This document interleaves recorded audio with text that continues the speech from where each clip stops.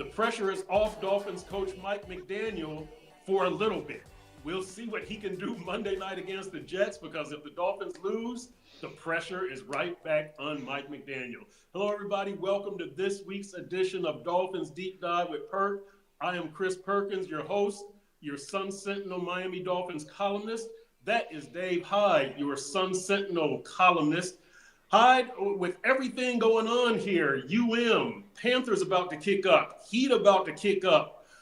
Where's the love for the Dolphins? Have they ruined the love for themselves at 0-3? 12 days, I wrote a column, 12 days from the opener to the Buffalo game, and all hope's gone. Hope's gone at that point. It's like, you got to be kidding me. I've been just almost astounded at how quickly things changed. I thought they'd be 2-1 after the start. It was just, the Indianapolis and New England would be win. You go to Buffalo and lose, but and they just didn't hit the ground running. And what a stinking start.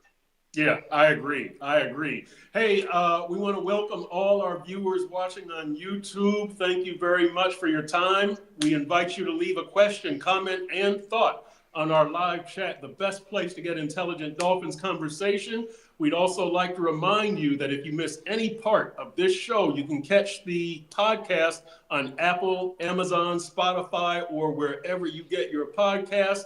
And then finally, we'd like to tell you that you can subscribe to our weekly newsletter, The Fins Flash, by scanning the QR code that is being shown on your screen. Hi, we're going to talk about a few things today. One of the things is we're going to talk Tua.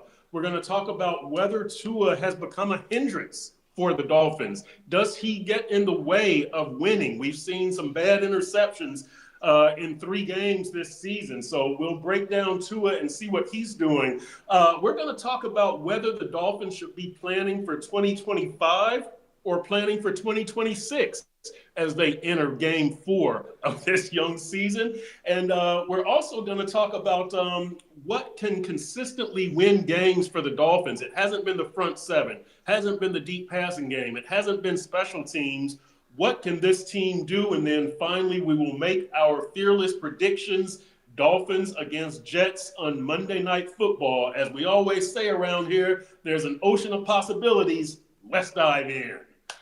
All right, Dave Hyde. So let's talk Tua here. I mean, the interceptions, the inconsistency on the deep throws. We've seen Tyreek have to hold up a couple of times. We see Tua getting outside of the pocket a little bit, but he looks very skittish. He doesn't look like he wants to advance past the line of scrimmage. It doesn't look like he's got confidence in his offensive line. Is Tua a help or a hindrance at this point? Well, a hindrance is a little harsh, but look, I was a little harsh in the column last weekend where I said 6 years in, these first 3 games, you've seen enough. I mean, You're going to have to move on as a franchise. But Tua will have a say for the rest of the season for sure.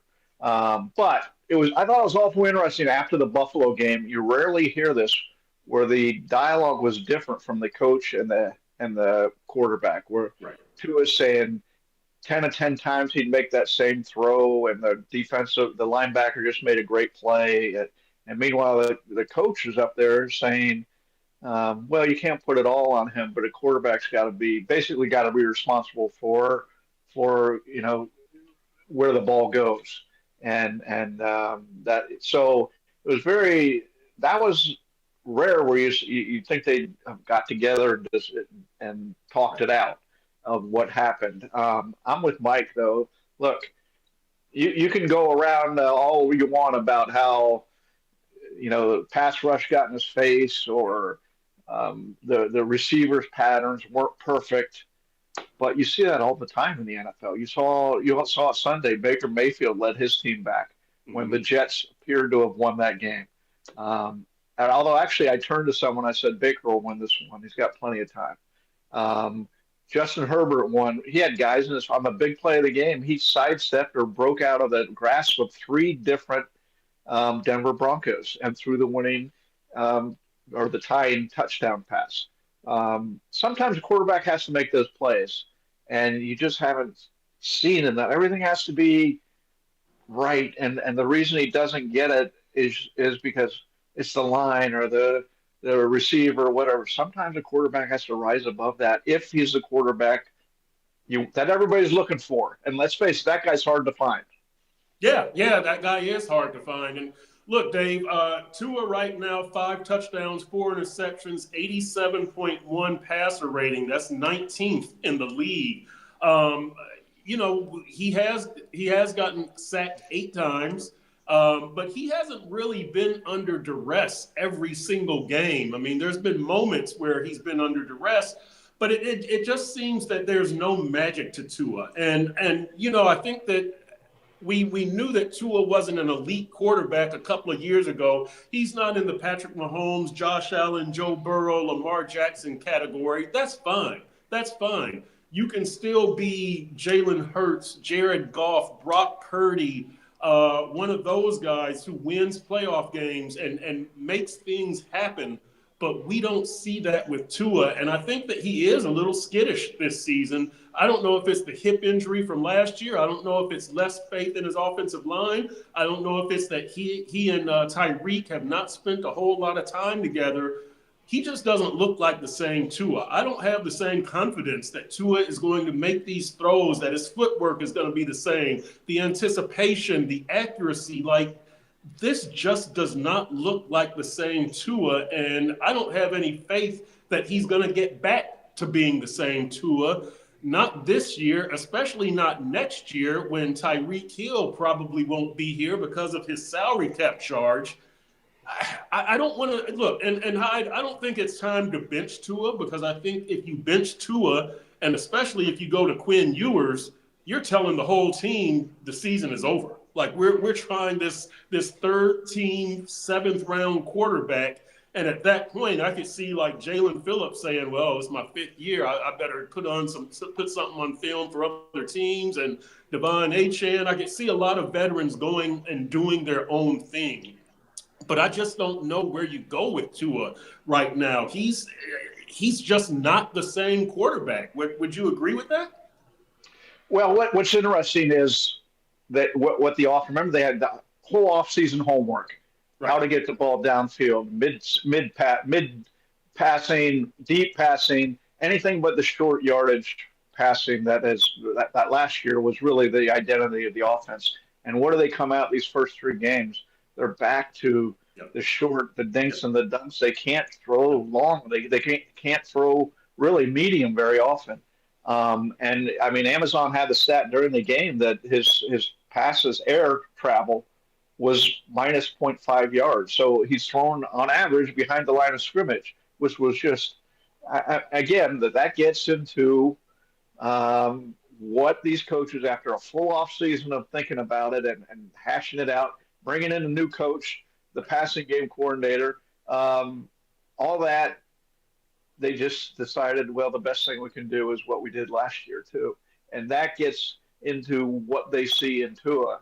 Right. Because let's face it, with Waddle, with Hill, and Devon Achane, just there's a threesome that you could run past concepts and spacing concepts to neutralize the defense or take advantage of the defense if you had trust in a quarterback throwing downfield. And for whatever reason, to your point, I don't think his arm is the same. And he's never had a blazingly strong arm, but I just don't. It seems like it's a little off it even from what it was in recent years. Yeah, I think so. And look, we can talk about offensive line and lack of run game and all of that stuff, but to me, Tua just doesn't look the same. And I know that's kind of a recency bias, or maybe that's influenced by the 0-3 record, but the interceptions that he's thrown, Dave, and like you say, he's not going downfield. You bring in Bobby Slowick, the senior pass game coordinator. You get the 2 guards, Jonas Abayaniya and James Daniels. And I know James Daniels is out right now. You draft a running back for the 3rd straight season, and you still don't have an answer at running back. I say that this team has failed Tua because they haven't gotten him a good run game. They haven't gotten him a defense that's a playmaking defense. I know that they had the franchise record in sacks, I think, at 54 2 years ago. Last year, the sacks go down, the turnovers go down. You were still the number 4 defense. Yeah. They haven't. There's a lot of things that they need to do for Tua that they failed Tua because they didn't recognize they needed to do these things for him. They left it all on his left arm, thinking there's something special about Tua, thinking Mike McDaniel could bring something special out in Tua. But it just seems to me like you finally run out of luck with Tua, and you're not gonna get those magical plays that you got on occasion in the previous years. Now it's just Tua out there, and that's inadequate. It's just not good enough when you're a team that has aspirations of winning playoff games. If this was 2019, if this was Tua's first or second year, or one of these previous seasons, okay, you could kind of be more accepting and be more patient. I just don't see a future here for Tua. Yeah, and I'm not disagreeing. If you're talking, you mentioned benching him. Well, there's several things that have to happen before that, which is Greer and McDaniel will be fired, Right. because they aren't going to do. And Steve Ross will have to come up and do a decision. I just can't see them benching him because how much money they owe him. They'd like to somehow give him every possible chance to change the storyline around him and to make the steps that really Justin Herbert's making this year. Yeah. And so I see that playing out this year. As far as the team failing him, no question. The guards, one got hurt. The rookie Savania, he's right at the bottom of the ratings of guards, as is the number 1 pick, Kenneth Grant, the defensive tackle. Yeah. This is what happens sometimes with rookies. You hope they hit the ground running, and as Bill Parcells said, they bite as puppies. And you hope these are just growing pains for these guys, and far too early to question. But to your point, the defense hasn't shown anything except the second half against Buffalo. You saw some glimmer of hope as they made a few stops, and maybe they've worked out some of their problems. The running game, that showed in the Buffalo game, it can be very helpful. And Mike I thought he called a really good game about, staying with the right. It looked like he might get away from it there in the first half for a couple possessions, Right. but he came right back to it, and that can be very beneficial to the defense too. I mean, running the ball, and you look at the time of possessions of some of these 2 of the first 3 games, it's troublesome. So, but yeah, the roster decisions this offseason haven't really made a big. They haven't helped the first few games either. But 2 of the first 3 games, Tua has a chance to win the game in the last 3 minutes. 2 possessions against New England, 1 possession against Buffalo. 1st and 10 at Buffalo's 21 with 3 minutes to go. You would have taken that scenario to tie every time going into that game. Sometimes your quarterback has to bail you out. Yep, and we have not seen that from Tua. Let's say what's up to some of our regulars here: Sean Heller, Pretty Boy, Rob, Billy Batson, Dead Streak, Roger Ullman. Let's see who else is in here: Raphael Courtwright, Rashad Brokenbow, Ocean Breeze Detail, Smashy. Welcome to everybody that's in here. Hi, to put a bow on this with Tua. Do you see him doing anything special in the next few games that you think, all right, he just had a bad start? Because I think that Tua is, I mean, it's been, 6 years? This is his 6th year, whatever year it is. We've seen the body of work. I think we know who Tua is, but is there anything that he could do or show you in, let's just say, the next 3, 4, 5 games where you go, oh, okay, now that's the Tua I thought they were drafting? Well, you know what's going to happen. It always happened. They were 2-6 last year. Right. They were 1-7. Brian Flores this last year. Right. Now look at the schedule. They play the 0-3 Jets. They play Carolina, who's hasn't shown anything this year. Right. Play the Chargers at home, then they play Cleveland, Atlanta. So Yep. 4 of the next 5 games are against really bad teams, and teams on the level of Dolphins right now.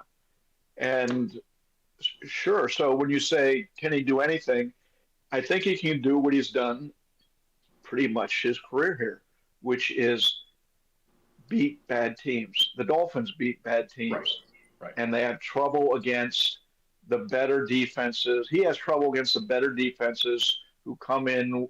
Look at the Bills. Look what they know how to play them, and Right. and for the most part, it's worked out. So, but yeah, I mean, I can see this storyline, this whole narrative changing in the next few weeks. Where all right, they're back. They climbed back into the season. They got a chance. Now they just got to beat Baltimore, Buffalo, and Washington. You Right. know, and I mean, it's sort of put this on repeat, right? This Right. from recent years. Right, and then you have to finish up by beating, Cincinnati or Tampa or one of those good teams. Right, you're exactly right that they could get hot, but what's it really going to change? That leads us into our second segment, and it's should the Dolphins be planning for 2025 or 2026? I think it's too early to give up on 2025. You're only 3 weeks into it. But really, you have to ask yourself, what is the end game here? Even if they get hot and finish with 9 wins, so what? Like 9 wins probably won't get you to the playoffs. Maybe it does.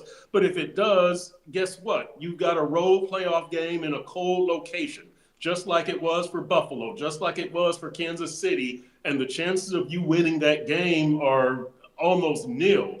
So what would the point be? I don't think that there's a winning solution, a good solution to where you are now, aside from winning a playoff game. That would be a small miracle, right? If they were able to come back from 0-3 and win like 10 games, 11 games, and maybe you get a home playoff game, or maybe you just luck up because you're hot and you win that playoff game. That's the ideal scenario. That's the dream scenario. There's almost zero chance of that happening.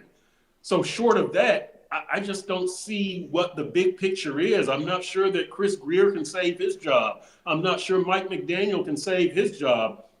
Hyde, I'm pretty much at the point where I'm saying, as far as Tua, and this gets back into the last segment, I could either take the Russell, Maryland, Denver Broncos solution where you just rip the Band-Aid off and take the financial pain, or I could go to another extreme and be like Atlanta with Kirk Cousins and you just bench them and you just eat the money and maybe somebody needs them for a trade later in the season. I just don't understand what would be a good solution or a good scenario for ending 2025 short of winning a playoff game. So are you playing for 2025 or 2026 at this point? Well, I think you have to play for 2025 right now, just from the standpoint you got to develop these young players. Really, a lot of the rookies are struggling for 3 games. Ollie Yep. Gordon's one who's shown the best life, and he's a running back. That's the easiest position to step into an immediate play, but he's shown just what you want. But a lot of the others, so you got to develop these guys. So that's 2025. At the same time, if I'm Steve Ross, I want to read on the quarterback class of the 2026 draft right now. Right. I'm not saying this guy is going to be the number one pick because really at this point you didn't know Joe Burrow was going to be the number one pick in his senior year, but somehow he's got to get a read on okay, if we're floundering 3 weeks from now, if we're 1-6 or we go 0-4, or where do you pull the plug on the year and say okay, yeah, we're gonna do what teams should do when you're in the middle of the year and it's floundering and you got to rebuild. You're going to tank. Okay, the Miami Heat did this in 2008. Mm-hmm. Pat Riley not proud of it, but they traded Shaquille O'Neal. Once they traded Shaquille O'Neal, then Dwayne Wade got hurt, and they said okay, and he played a bunch of nobodies the rest of the way. Okay, now I really didn't like what the Dolphins did in 2019 by tanking. I don't think that's the way to go into a season trading players and tanking that way. But if you're dealt a bad hand And let's say if they lose to the Jets, they go 0-4. What are we Oof. playing for at that point? Or you beat the Jets, but you lose to Atlanta or who else? Carolina, Cleveland. Carolina. Yeah, I mean, what do you? So Steve Ross is the one who's going to be making the decisions here on this, not Chris Greer or Mike McDaniel, because those guys are playing for their jobs. They're going to be doing everything they can for 2025. Rob says 8-14 in the past 22 games. Just saying. That Tennessee loss in 2023, that was it. Like they were 9-3. That was the height of the Mike McDaniel era right there. And ever since then, I think I think it's 10-15 in the last 25. It's been terrible. It has been absolutely terrible. They've shown us nothing. And so, when you talk about playing for 2025, yes, you do develop the youngsters. Patrick Paul has been probably the brightest of the bright spots, right? Yeah, But I just don't understand. We talked about Tua, and Achan has been a bright spot also. yeah, He's yeah. he's played well, but I just don't understand. And Aaron Brewer, but Tyreek and Waddle and Minka, Zach Sealer. Like, where have these guys been? I just don't understand why these guys haven't made plays. And I know it's hard to make plays on your own. You need your teammates to be doing their 111th also. There's very few, Lawrence Taylor, Aaron Donald type game wreckers in the NFL. But the Dolphins' best players have not done anything. And that's, again, I do think you need to play for 2025. But boy, I just what I've seen from some of these top players, Hyde, I just can't understand. Like Zach Sealer, where are the plays? Not just the spectacular plays, the splash plays, the sacks, and the tackles for loss, but the run defense. They've allowed 100 yards rushing every game. We see missed tackles. The Ramondre Stevenson, the New England running back, he has that 21-yard run. We saw Terrell Dotson, the linebacker, and Minka missing tackles. We saw the rookie Dante Trader Jr. missing a tackle on Ramondre Stevenson. The missed tackles are just it's abysmal. And I like Anthony Weaver, but his unit is not performing. You've got to stick with these veterans, Jordan Brooks and Terrell Dodson and Rasul Douglas at corner, because you can't just play all youngsters. But I just don't know what you do to get these guys to make plays, because you need these guys making plays. Special teams, Matthew Judon rolls into the punter. Zach Sealer rolls into the punter. They give up the 90-yard kickoff return touchdown after scoring on the 74-yard punt return touchdown. This is just total systemic failure. And I just didn't expect this, Hyde. The 0-3 start, and it's not even the 0-3 is a shock because of the loss to New England mostly. I mean, Indy might turn out to be a quality team. Who knows? And that's a road game. But you just looked like garbage against Indy. And then you followed it up by not doing anything in the clutch against New England. And you follow that up against Buffalo with a 31-21 loss that you're celebrating. What has happened to this team, Hyde? Well, Perk, that was a good rant on what's now. The defense doesn't surprise me. It surprised me how, I mean, they gave up 7 straight scores to Indianapolis. I think that they went up to 10 straight scores by the time New England got into the mix too. That's always surprising. They're that bad, but I knew they'd have trouble. You look at the secondary; they didn't have guys who could play man to man, which means they're going to be playing a lot of zone, which means guys who haven't played together suddenly have to communicate. Okay, I'm passing the guy off to you, and I got this play. I got someone coming into my zone. I got him. There's a lot of communication that goes into when you play zone, and when you only play zone, the NFL is going to cut you up. So, and all we heard in the offseason, what could Weaver say? But it's an 11-man unit, and we got the pass rush to leave. He said what I would have said in his position. But the reality is you're putting unproven guys who have never played together on the back end, you're going to have problems in the NFL, and you compound that with the interior of the defensive line. I think Zach Sealer. Uh, I want to say when people get big contracts in sports who've never really had them, a lot of times they try to do too much. They put a Right. lot of pressure on themselves, and I would think that will work itself out because we've seen how good Zach Sealer can be. Yeah. Um, but the rookies, they're stepping into grown-up man's jobs. That's always a difficult thing to do. Go from the NFL, from college into the NFL, but they got to be better than they've been, especially Kenneth Grant. When you're the number one pick, you got to Yeah. be, you got to. So um, I expected the defense to have problems. I expected the offense to try to prop up the season until the defense found its legs, though, and they haven't been able to do that. What do you make of the special teams? Now, I don't want to make too much of the special teams, but when you allow you allow the 90-yard kickoff return after you go ahead with the punt return, and I just running into the punter twice. You've got the new special teams coach, Craig Ackerman, comes over from Tennessee. Jason Sanders is not there. He's on injured reserve with the hip injury, but he wouldn't have had a chance to win games. Like he did against Dallas a couple of years ago, he kicks the 5 field goals, or like he did against the Jets in 2022 and makes the game-winning field goal in that 11-6 victory that secures the playoff berth. The kicker hasn't even had a chance to win games, so we can eliminate that.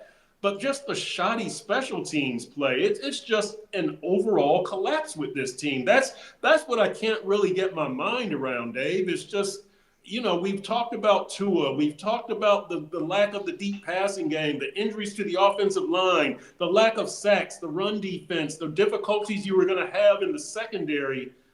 I can't explain this special teams collapse. And it makes me wonder, have the players checked out? I think they will always like Mike McDaniel. That will never stop. But do they still believe what he's preaching? Have they checked out, and is the special teams play evidence of that? No, I think that's too early to say. They played the effort. While you could say the effort wasn't there or the intensity wasn't there against Indianapolis in a surprising way in the opener, it's been there the last 2 games, I thought. Yeah. Buffalo, they came out and they played hard. Look at the opening kickoff. D. Eskridge takes it back to about midfield, right? Yeah. And maybe a couple yards into Buffalo's. So there's been peaks and valleys with this special teams in ways that you really are tough to explain.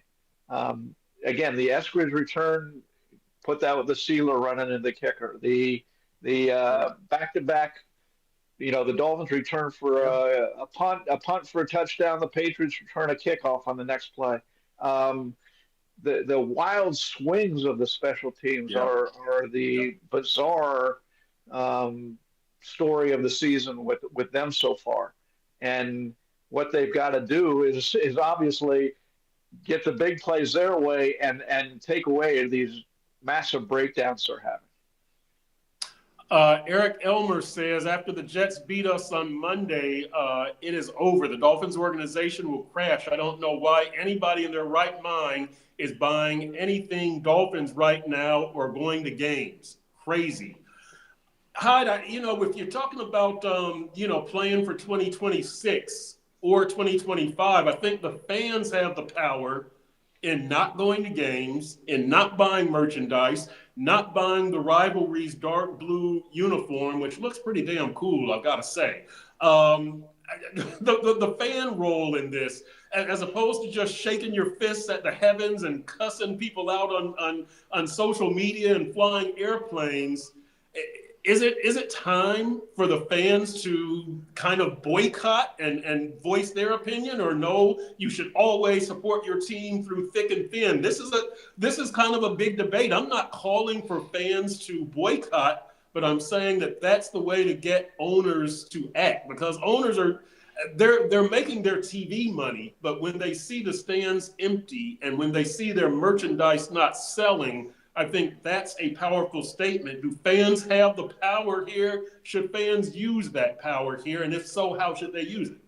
Well, Steve Ross did have an interesting Yeah, message through yeah, his NFL, um, you know, PR wing, basically, that the NFL uses, and that is that he doesn't want to fire Mike McDaniel or Chris Greer for that matter. But one of the buts was if the fans quit coming to games, basically, and that was right, very bizarre because look, if they lose, they're going to I would never tell fans you do whatever you want to do right. because there's a lot of different reasons people will go to games. A social Yep, event, they're a big Dolphin fan, they're going with friends. Yeah, they get mad or they're so upset they don't want to go. Either way, you do whatever you want with your life. That doesn't matter. The wins and losses will take care of itself. It's and that all these decisions ultimately for all the stuff we're talking about, the big picture, Chris Greer, Mike McDaniel, it comes right back to Steve Ross. He needs to make some good football yep. decisions. And, that's what's been lacking in the organization since he bought it in 2009 is good football hires, good football. And I'll just say this. We talk a lot about leadership. Who has leadership? What player has leadership? What coach? The general manager. Steve Ross has got to identify leadership, what it means, what he wants in a leader. And that's something he's had trouble defining with his hires. Fleming Law says, how empty is the stadium going to be Monday night? There's going to be plenty of Jets fans there, I bet. Oh, I know. there'll be plenty of Dolphins. It's the second home game. You think if you bought if I bought tickets for the season, I'm going to the second. I'm not stopping at the second home game because I have an investment, right? I mean, that's not the time. That's not the time. That'll be a fun event of a Monday night. You know how South Florida lights up for big games, and Right. and not 0-3 isn't a big game, but if I'm a fan, I still have a glimmer of hope. If I'm a writer, I'm saying hope's gone out the door because history shows you of 165 teams, only 4 have made the playoffs from here. 2 of them won the division, and the Dolphins aren't going to win the division. And so you're really looking at 2 of 165 is your chance right now. True Blazer, welcome to True Blazer, Grandizer 12. Who we got at Boxing Bill? True Blazer says, I was there for the home opener. There were a lot of empty sections, just saying. There were. There were swaths, but I think it was probably about 75 or 80% full. I mean, people have told me, and I've seen some photos of empty empty swaths, I should say, not a whole section, I was gonna say, I empty looked and patches. it seemed like it seemed like a good crowd Yeah, to me. Now, yeah. so, People but haven't given up on the Dolphins at this point. The thing that I see a lot is on social media is, I've got season tickets. I don't know if I'm going to renew next year. That's one thing that I'd be interested in. It's hard to get those season ticket numbers, but that would be one thing that gets Steve Ross's attention too. Is that even if you don't raise ticket prices, if there's a decline in season tickets sales, I think that gets his attention too. So I think that's one way that fans can exercise their power. But somebody on here said, "Forget 2026, play for 2027." Dylan Media, play for 2027. Dylan Medina Media. Dylan Medina, sorry, Dylan. Play for 2027. It will take multiple years to fix these issues. How long should Dolphins fans expect it to take to win a playoff game, Dave Hyde? From where we sit right oh, now, Perk, oh, Perk. Look at I'm Denver. Okay, I mean, look at Denver. They got beat 70 to whatever, 70 to 20. Yep. 20 by the Yep. Dolphins, Yep. and look, they're now a contender Right. in the AFC, right? You'd have to say, even though Yep. they're 1-2, they've lost 2 games on the last play, basically, Yep. and so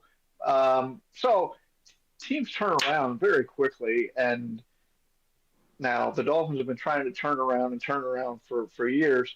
So 2027 is a little harsh. The I will say this about Dolphins fans: they are the most optimistic in general, the most optimistic and Yes. and tough-skinned as far as Yes. taking loss after loss. 25 years without a playoff win, and then when I write as I did in the preseason, um, this secondary is trash, and their decisions I don't understand. I got so many. Oh, you're piling on. They're going to be fine, and I love them. I love Dolphin fans for Yep. their wanting to grab hope and hold it and embrace it as long as they can, and so. Yeah, there'll be people who don't renew season tickets and all that, as there always is after bad years. If this becomes becomes that. But I don't think in the long run it will really matter. The Dolphin fans will be there. Yeah, yeah, I think they will. And look, and my hat is off to the Dolphins fans because at least like the Cubs and the Red Sox fans, while they were waiting for championships, they at least made it to the playoffs, and they would win a playoff series. These Dolphins fans, man, They y'all are had the hard. curse. They had the curse too to embrace. That's Oh, right, we're passing it along to generations. This hopeless feeling. It's, right. it's it's cute. There's nothing cute about losing in the NFL when No, you're a Dolphin fan. nope, nope. And so yeah, my hat is off to the Dolphins fans. Y'all are a hardy group, and much respect. And thanks for keeping us employed, by the way, by reading our stuff. That also helps. That too. All right, let's move on to segment 3. And what can the Dolphins do to consistently win games this season? Is it running the ball? Is it dialing up more blitzes? I'm at a loss. I really am. I think that running the ball is the key because it makes the job easier for the pass game, for Tua, for Mike McDaniel as a play caller. It makes the game easier for the offensive line. I think that that's probably the number one thing you can do. I know Ollie Gordon is not Saquon Barkley or Derrick Henry. He's a Well, rookie. He's running back number 2 behind Devon Achane. He does, according to Mike McDaniel, he does struggle when he doesn't have the ball, which means blocking and pass protection. We did sure. see him throw a nice block on that Malik Washington 18-yard run to the right side.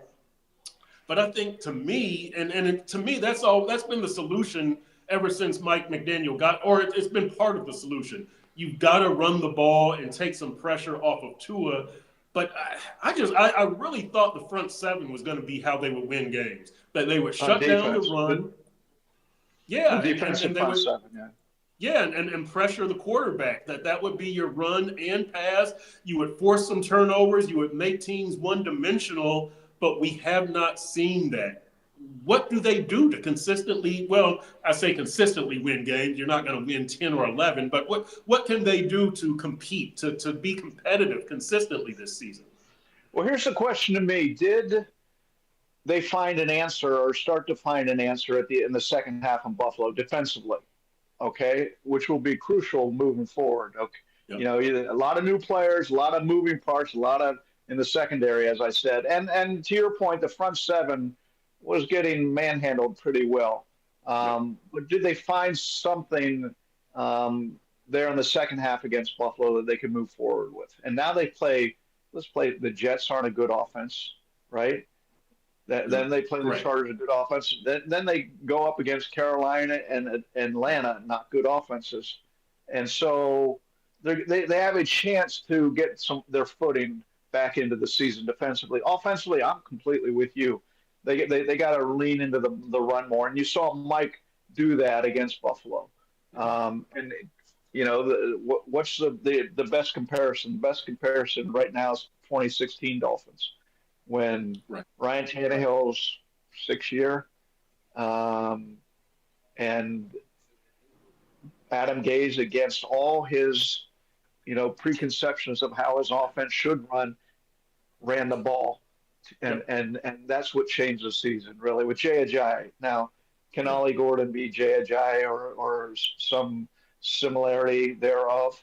I guess we might find out. But if you're saying what can they do differently, that would be it, because they've shown they can't throw the ball deep, so they can't get back to they wanted to get back to 2023 when they were throwing the ball deep and had all those big plays against um, troublesome defenses. And maybe they can against bad defenses again.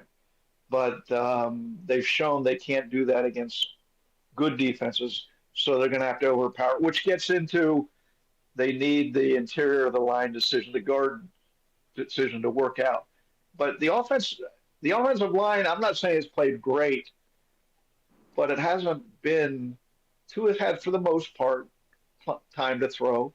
They've run the ball for the most part better than expected.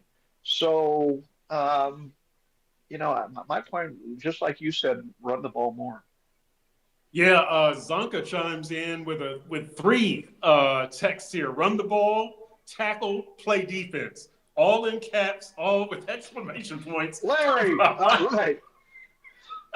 That might be Larry, actually, with those suggestions. That could be Larry Zonka. That sounds like something that he would say or tweet. I think it really does get back to some basic stuff. And again, tackling, I just don't understand why this team is not a better tackling team.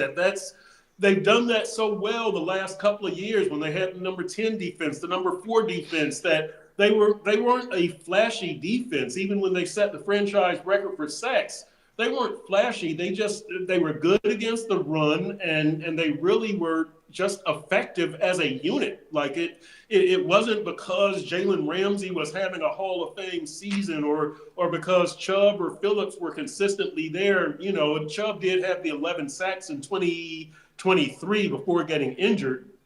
But they haven't been a spectacular defense. They've been a spectacular offense, but not a spectacular defense. They were a solid defense. I'm at a loss to explain the nosedive for the defense. Anthony Weaver, a good coach. This is a guy who was interviewed in Atlanta, Chicago, New Orleans for head coaching jobs. Number 4 defense last year without Chubb and Phillips for most of the year, and this defense is just ineffective. Now, I will say that I was a big proponent of them drafting a cornerback. I know that you traded up to get Jonah, and you didn't draft. You traded out of the 3rd and 4th rounds, as I recall, and you could have gotten a starting cornerback then. You waited and waited and waited, and you end up with Rasul Douglas and Jack Jones and Mike Hilton, who you cut. You did your team a disservice. You did Anthony Weaver a disservice, but that doesn't explain why this team can't tackle. I'm with Zonka. You've got to be able to tackle. You've got to be able to take care of the fundamentals. And somebody on here said something about why don't we report? Let's see here. Something about McDaniel. Oh, here it is. Grandizer 12. Chris Perkins and Hyde. When are you going to report about McDaniel creating a bad work environment like Flores did and his big ego? That is why the team is falling apart. The stuff behind the scenes. I will say this, Grandizer 12. I talk to players on and off the record. And like I said earlier, the players still like Mike McDaniel. I do still believe that they believe in Mike McDaniel. If you lose to the Jets, I'm not sure where that belief goes. But I don't think Mike McDaniel has created a bad work environment. I've been probably tougher on Mike McDaniel than anybody. Hyde has been tougher on Chris Greer than anybody. I don't think they've created a bad work environment. They've created a very lenient work environment, almost too lenient. You don't want to get back to the days of Don Shula or the old school Pat Riley where it's all, football, football, football, neglect your family, neglect your kids. It's football, football. But you do want to see them be more serious, more harsh on the players. What is Mike McDaniel's role in this team and its inability to have a way to win football games, Hyde? Well, he's the head coach. He'll be the first to say it all falls on him, right? And Yeah. and Does he believe that? I would look. I'm sure he does. Any head coach knows it comes back to them. Yeah, them and the GM. And they can hash out. As opposed to injuries or stuff like that. Do you think it's on him, or do you think he feels a little cursed? I'm sure any coach of a losing team can find injuries and other places where a player has let them down, but ultimately it reflects on them. And as you said, somebody said 8-14. They're 1-11 against their recent playoff teams. Um, so, I mean, that's a reflection on the whole organization. I wouldn't just put it on Mike McDaniel. It's a reflection on player procurement and the big culture. Look, I just was out at the Florida Panthers and talking to Paul Maurice, asked him about the Panthers are going to go on the ice tomorrow. Two-time champions, three times in the Stanley Cup. And he says the next four practices will be the hardest four practices we've had. And that's how he's starting his season. Okay. And he says, and it won't be because of me. It will be because we're going to do the exact same drills of the last 3 years. They're hard practices, but the players will make them harder. The players will make them the hardest practices they've ever been because they'll push each other and all that. So there's the soul of a championship organization. Okay. The Dolphins this offseason, we listened to Chris Greer talk about, isn't it great that the players stayed a little bit after some practices and ran sprints or stayed after and worked? We haven't seen that in years around here. And I'm thinking, it's your organization. You get people in who do want to work that way, and you set that as the standard. And so, to the messenger's point, yeah, I mean, but in a different way than he was. I don't think it's like you said. It's not this dark cloud hovering over everybody when they come to work. It's a culture of comfort to some degree, and it got a little harsher this off season, a little tougher, but it's still not like this really hard camp to work in. Yeah, and just as you're saying that, Chris texts in and says they need more players who don't need external motivation to play better if that's what's going on. I'm sure players like Ed Reed didn't need to be told to play harder.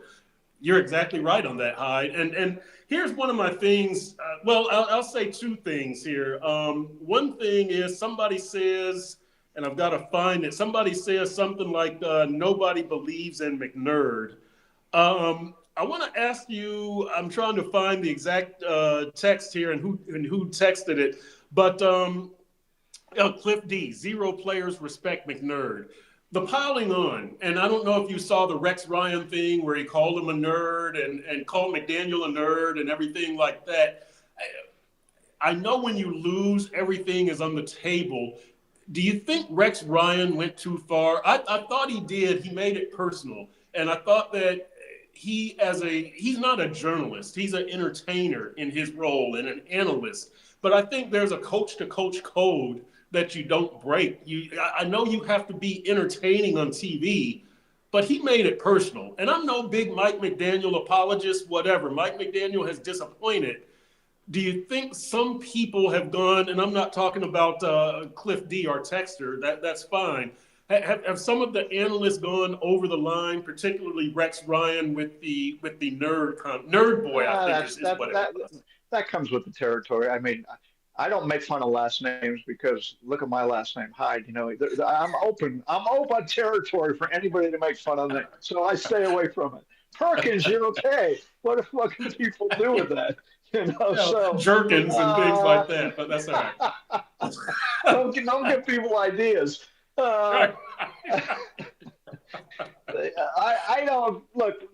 We've been through so many losing seasons. That comes with the territory. If Rex Ryan wants to, if he does that, whatever. You know, that's not the way I cut it. It's easy in a studio in Bristol to say stuff like that, right? I mean, we know to have to show up the next day or next few days later after saying it's a different matter. So, but the point being, my point from the start with Mike McDaniel was I was rooting for him. I'm rooting for him because he's the un-football coach. He's the guy who doesn't look, doesn't act, and I wanted this to work to show there's other ways, okay? And I had a wish list at the start of this season. One of the things I said was, I hope Mike McDaniel wins so people will see him as funny again. When he's winning, he's funny. When he's losing, he's a nerd. That's just Yep. comes with the territory. Yep. Here's the other thing with me, Hyde. When you talk about the Panthers and it's the players, I think Chris Greer and Mike McDaniel are two of the nicest, classiest, most upstanding gentlemen I've met in this business. Unfortunately, they get players who are just like them. And there's no, I've said that there's too many players on that team that you would trust to babysit your kids. And I don't mean that you have to be a jerk to be a good player. I mean, there's no edge on that team. There's no edge in that locker room. Do I you do would you believe disagree. that? Do you buy I would that? disagree with that. Look at last year. Look at the top players: Tua, Jalen Ramsey, Tyreek Hill. Do I need to go further? There's players with edge, players you wouldn't want to leave with your kids. I mean, I mean, are you Oh so? wait, did you say? But Did you huh? say Tua? Well, I said those are the three highest paid players. Two of them, Oh not yeah, Tua, but right. Jalen Ramsey, Okay, Tyreek I Hill, got you. Right, they were late to practices. They were, right, right. um, didn't show up to, they were problems. And when your most expensive, best players are problem children inside the organization, you're going to have big trouble through the organization.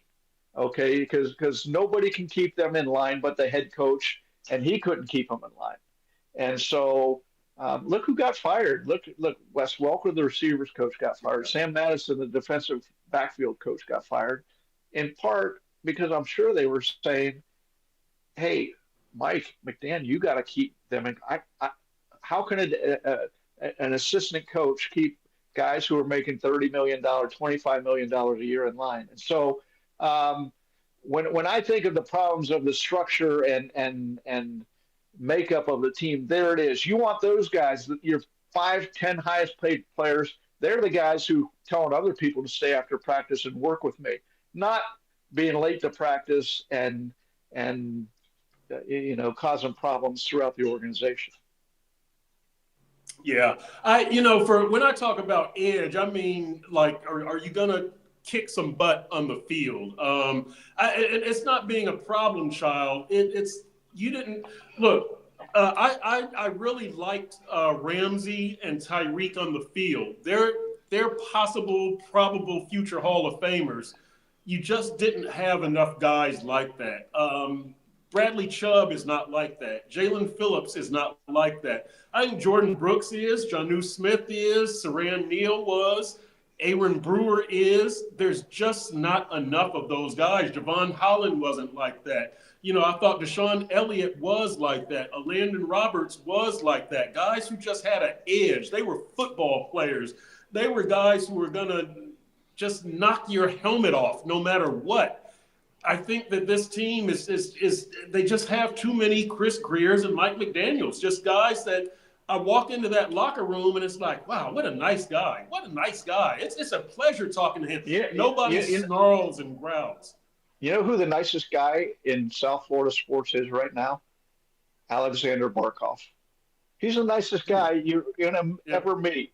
And the whole organization, everybody, this guy is such a nice guy. He brings chocolate from Finland and passes it out to the people of the organization. He wins the Defensive Player of the Year award. Yeah. I mean, Yeah. so I have a hard time.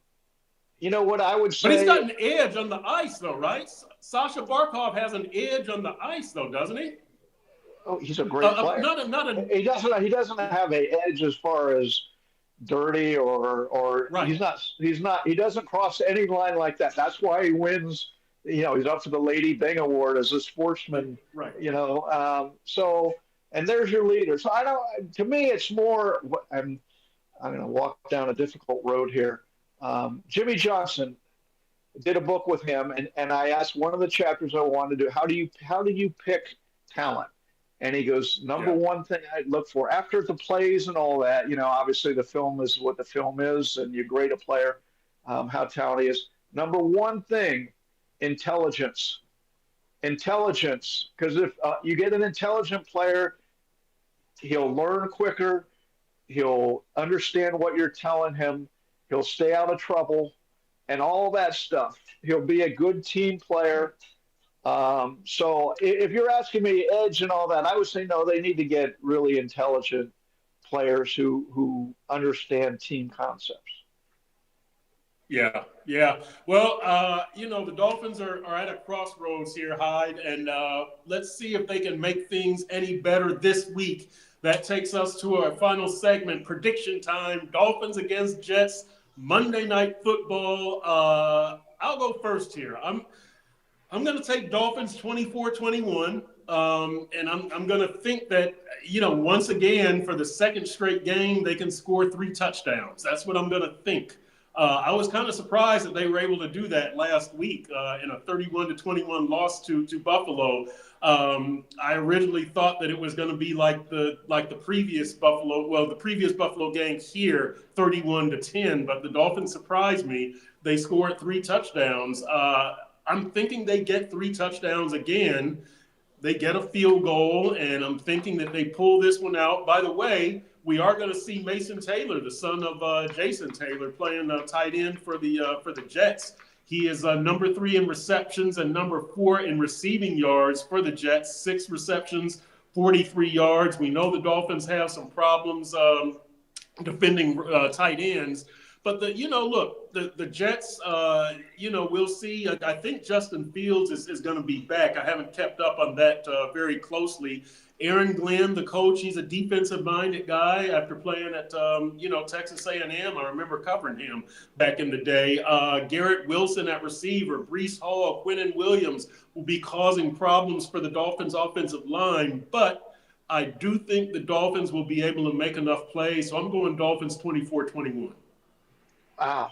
So am I. I'm going Dolphins just because I can't see them 0-3 at home against a Right. rebuilding Jets team with a quarterback who you'd almost rather, if you're the Dolphins, you almost want Justin Fields to play rather than Right. Tyrod Taylor. Right. Aaron Glenn, interesting Dolphins trivia there. 1993, up in the Meadowlands, Bernie Kosar yells into the headpiece of Dan Marino, "Go to the rookie, go to the rookie." And the rookie, when they throw the infamous play at the end of the game, Yeah. the fake spike play, they went at the rookie. Yep. The rookie was Aaron Glenn. So there you Oh, go. wow. Here we come back around. Wow. So Aaron Glenn actually coached on the Dolphins years later as an assistant, and I went up and I asked him, "Hey, I wanted to talk." He goes, "No, I don't talk about that play." He refused to talk about that spike play. That's which outstanding. which I really, okay, I get it. Yeah, why would he want to talk about that? But okay, so back to the game. Not only will they Mason Taylor, but a couple weeks from now, they'll be facing Aronde Gadsden Jr., at tight end with the Chargers. So we're getting the former Dolphins are aggregating as tight ends here, former Dolphins, sons of Dolphins. But I just How can't about pick that? against. I just can't pick against the Dolphins. Um, Partially, mainly because of the opponent, the Jets, Right. 0-3, Monday night. Both teams are going to be desperate, but the Dolphins at home, and they showed signs of life against a good Buffalo team, so I'll pick them. To Rob, let's see. Rob says Dolphins 29, Jets 27 in a hard-fought game. Raphael Courtwright 17-16 Jets. Run all over the Dolphins. Miami Kid Jets 24-10. Billy Batson 35-28 Dolphins. I get, somebody else said Tyrod Taylor. Shake Money, Tyrod Taylor turns into Superman whenever he plays Miami. Yeah, that is true. They don't want to see Tyrod Taylor out there, I don't think. Fleming Law, 28-14 Jets. How about this from Rob? Darren Waller catches the game winner. I talked about the wrong tight end, I guess, right? I mean, my goodness. What are you expecting anything out of Darren Waller, Dave Hyde? I'm not expecting anything, but they are expecting a lot because They've Right. tied up a roster spot. They've invested in him. Oh, Um, right. one of the more bizarre personnel decisions they've made. So we'll find out if it works. I'll say this: I'm rooting for him, and he looks like a tight end, doesn't he? He looks the part, Yeah, he does. just as he has Yep. on the sideline Yep. all summer. Yep. And look, seems like a classy guy from the He few times is that we've right. talked to him. Yeah. Yeah, he smiles in the locker room. Like you say, you pull for the guy, right? From his Yeah. background, you pull for Darren Waller. You want him to be a success story because you like his overcoming substance abuse, and he's a hip hop artist and all this kind of stuff. Seems to be a good guy.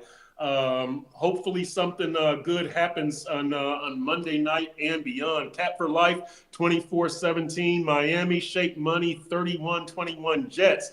To wrap this up, Hyde, if the Dolphins lose, what happens? If the Dolphins win, what happens? Well, I if mean, the the fans Dolphins, get a bunch more confidence if the Dolphins win. sure. I mean, if the Dolphins win, it'll still the waters, and Yeah. they can go to work without the noise of everything. If they lose, they're 0-4, and everything's on the table at that point again, right? All the stuff that Yep. was quieted after the Buffalo game comes alive again.